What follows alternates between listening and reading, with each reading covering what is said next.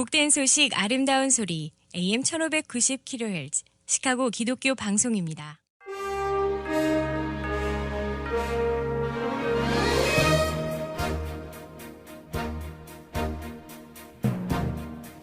청취자 여러분 안녕하십니까? 4월 3일 월요일 KCBS 헤드라인 뉴스입니다. 연합감리교회 UMC에서 탈퇴 절차를 앞둔 노스캐롤라이나의 유서 깊은 교회가 지역 연회에 의해 전격적으로 폐쇄 조치된 것으로 나타났습니다. 최근 내슈빌에서 발생한 총기 난사 사건 보도에서 기독교라는 단어를 사용한 미국 주요 매체는 단 한 곳도 없는 것으로 나타났습니다. 위스콘신주 메디슨 소재 친생명단체본부에서 화재가 발생한 지 10개월 만에 법무부가 해당 공격과 관련해 용의자를 체포했다고 밝혔습니다. 국제 앰네스티 한국지부가 지난 28일 발표한 국내 앰네스티 연례 인권 보고서 세계인권 현황에 따르면 북한에서는 여전히 언어폭력과 구타, 고문, 처형 등 인권 침해 상황이 심각한 것으로 나타났습니다. 지난달 31일부터 남부와 중서부 곳곳을 강타한 토네이도에 목숨을 잃은 희생자가 최소 29명으로 늘어났습니다. 지난 2일 오후 러시아 제2도시인 상트페테르부르크의 한 카페에서 강력 폭약인 TNT를 쓴 것으로 추정되는 폭발 사고가 발생해 1명이 사망하고 25명이 부상당했습니다. 이상 이 시각 KCBS 헤드라인 뉴스입니다. 첫 소식입니다. 연합감리교회 UMC에서 탈퇴 절차를 앞둔 노스캐롤라이나의 유서 깊은 교회가 지역 연회에 의해 전격적으로 폐쇄 조치된 것으로 나타났습니다. 크리스천 포스트에 따르면 UMC 노스캐롤라이나 연회는 약 170년 동안 존재해온 윌밍턴의 5번과 연합감리교회를 출석률 감소로 인해 폐쇄한다고 밝혔습니다. 이 같은 결정은 지역 감리사와 코니 미첼 셀턴 노스캐롤라이나 감독이 지난 27일 교회를 방문해 교인들에게 직접 통보한 것으로 나타났는데요. 크리스천 포스트에 따르면 당시 교인들은 교단 탈퇴에 관한 회의가 진행될 것이라고 예상한 것으로 나타났습니다. 최근 내슈빌에서 발생한 총기 난사 사건 보도에서 기독교라는 단어를 사용한 미국 주요 매체는 단 한 곳도 없는 것으로 나타났습니다. 이는 법무부가 얼마 전 뉴욕주 버팔로 총기 난사 사건에 대해 중호범죄이자 인종차별적 행위라고 표현한 것과 관련해 극명히 대조적이라는 지적이 나오고 있습니다. 크리스천 포스트에 따르면 뉴욕타임스, 워싱턴 포스트, 월스트리트 저널, 시카고 트리뷴까지 모두 이 사건이 벌어진 장소인 언약 학교를 기독교 학교라고 언급하는 것을 피했다고 보도했습니다. 내슈빌 경찰에 따르면 범인은 내슈빌에 거주하는 28세의 오드리 헤일로 밝혀진 가운데 헤일은 이 학교 출신이자 트랜스젠더로 알려졌습니다. 한편 사건 직후 전국의 모든 신문사들은 이 학교가 기독교 학교임을 밝히는 것을 거부했다고 전했습니다.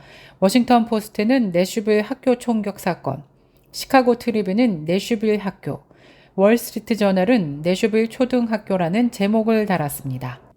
위스콘신주 메디슨 소재 친생명단체본부에서 화재가 발생한 지 10개월 만에 법무부가 해당 공격과 관련해 용의자를 체포했다고 밝혔습니다. 위스콘신 검찰청은 지난 28일 성명을 통해 보스턴에서 화재 또는 폭발물로 피해를 입히려고 시도한 혐의로 29세의 용의자 히딘도 상카르 로이 초두리를 체포했다고 밝혔습니다.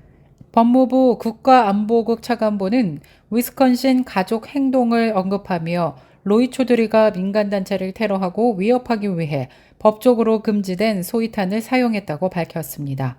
로이 초두리는 지난해 5월 8일 메디슨에 위치한 위스콘신 가족 행동 건물에 침입해 유리창과 집기들을 부수고 방화를 저지른 혐의를 받고 있습니다.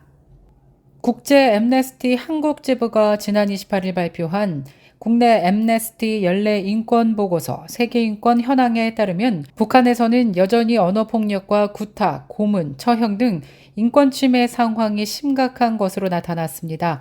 보고서에 따르면 북한 정부는 코로나19를 이유로 3년간 국경을 폐쇄한 채 여러 지역에서 일시적 격리와 이동 통제를 이어가고 있는 것으로 나타났습니다. 방역 정책으로 인해 지역 간 인력과 물자 이동이 계속 제한되어 온 것입니다. 연말까지는 최소 67명의 북한 주민이 한국으로 탈출했고 공식 기록이 처음 공개된 2003년 이래 두 번째로 적은 숫자로 조사되었습니다. 특히 코로나19 대유행에 대응하는 차원에서 취해진 국경 폐쇄로 인해 사람들의 외부 정보 접근은 더욱 제한된 것으로 나타났습니다. 국경 지역 주둔 군대의 증강 및 CCTV 카메라와 동작 감지기의 설치로 인해 외부 정보의 북한 내 유입이 더욱 어려워졌다는 보고도 나왔습니다. 아울러 인구의 40% 이상이 영양 결핍 상태로 인도적 지원이 필요한 상황인 것으로 나타났는데요. 많은 사람들이 만성 영양실조로 고통받고 있는 것으로 조사되었습니다. 아울러 수입과 밀수가 큰 폭으로 줄어들면서 국내로의 식량 유입량이 감소한 상황에서 연이어 발생한 자연재해로 인해 식량 불안정은 더욱 심화되고 있는 것으로 나타났습니다. 이로 인해 노인과 아동, 장애인 등 취약계층과 농촌지역 거주자들을 포함한 많은 이들이 굶주림에 고통받고 있는 것으로 나타나 안타까움을 주고 있습니다. 지난달 31일부터 남부와 중서부 곳곳을 강타한 토네이도에 목숨을 잃은 희생자가 최소 29명으로 늘어났습니다. 당국은 금주 초 또 다른 토네이도 발생 가능성을 예보하며 추가 피해 가능성을 경고했습니다. 지난 2일 로이터 통신에 따르면 지난달 31일 오후부터 테네시주를 비롯해 일리노이, 인디애나, 미시시피, 엘라바마 등 11개 주에서 발생한 토네이도로 인한 사망자는 현재까지 모두 29명으로 집계했습니다. 테네시에서는 전날 2명의 어린이와 1명의 어른이 추가로 사망한 채 발견됐고 맥나리 카운티에서도 2명의 추가 사망자가 보고되었습니다. 인디애나 주립공원 캠핑장에서도 커플의 시신이 발견됐습니다. 또 아칸소와 미시시피, 엘라바마에서도 태풍으로 인해 15명이 사망한 것으로 조사되었습니다. 기상청은 텍사스 북동부 일대의 후속 토네이도 가능성을 전망하며 오는 4일경 추가로 토네이도가 발생할 수 있다고 경고했습니다. 지난 2일 오후 러시아 제2도시인 상트페테르부르크의 한 카페에서 강력 폭약인 TNT를 쓴 것으로 추정되는 폭발 사고가 발생해 1명이 사망하고 25명이 부상당했습니다.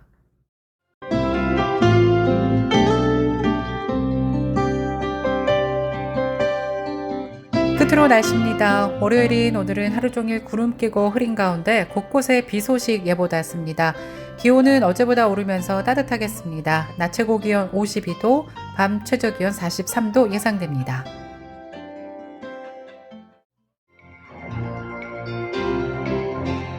이상으로 KCBS 뉴스를 마칩니다. 지금까지 KCBS 뉴스 유정임이었습니다. 청취해주신 여러분 고맙습니다.